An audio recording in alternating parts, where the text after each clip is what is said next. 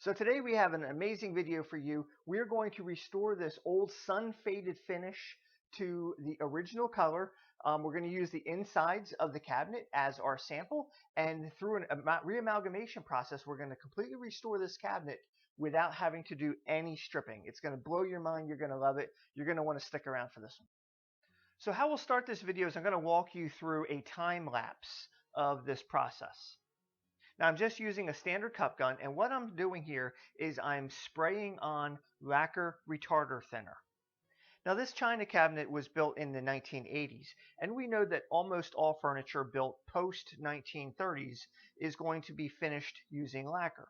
So since my experience tells me that lacquer is the finish that I'm working with, then I also know that lacquer thinner is the solvent used to thin and or reduce lacquer. So to re-amalgamate a lacquer finish, lacquer thinner technically works, but the problem with lacquer thinner is that it evaporates really quickly. So instead of using lacquer thinner, we're going to use lacquer retarder thinner, also known as no blush, blush eliminator, blush eraser, and we're going to use that because it dries a lot slower, it evaporates a lot slower. Therefore, we can keep it on the surface and keep it wet for a longer period of time. So essentially what I'm doing here is I'm applying the lacquer retarder thinner by spray, and the reason that I'm doing this is that if I would use a brush or a foam pad, I would be disturbing the original finish, and I don't want to disturb the original finish. All I'm trying to do here is essentially liquefy the original finish. So basically by liquefying this original finish, the exterior oxidation that we're seeing, the fading of that finish, is slowly melting away.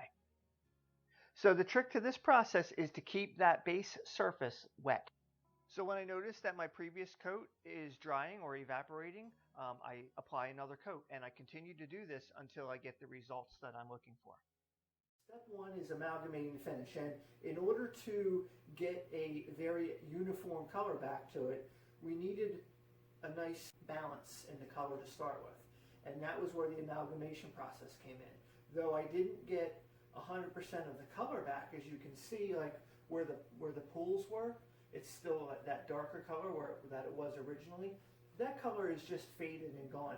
But we can bring that color back, or should I say, we can put that color back on here. We just need a nice uniform base to start, and that's where the amalgamation process came in. It re-amalgamated the finish on the one side and made it look just like the finish on the other side. On this side, we didn't do any amalgamation at all because it was okay. It's lighter, but this was the darkest of the piece.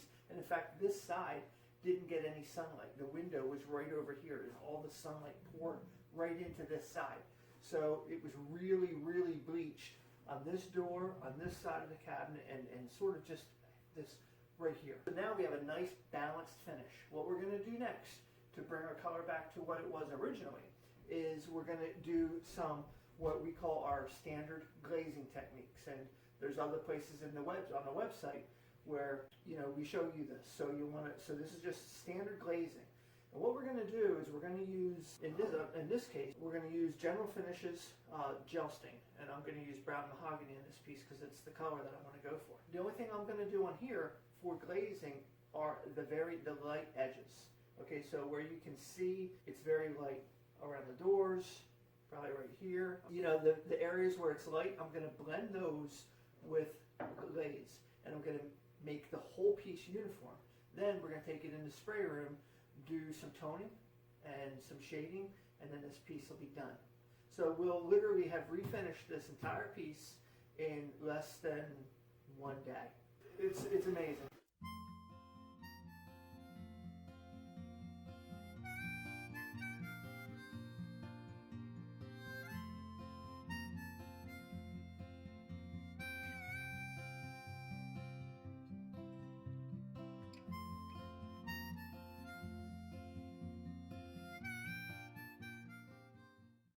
Okay, so that was pretty quick. I didn't do a whole lot of glazing on this piece. Probably took me 10 minutes.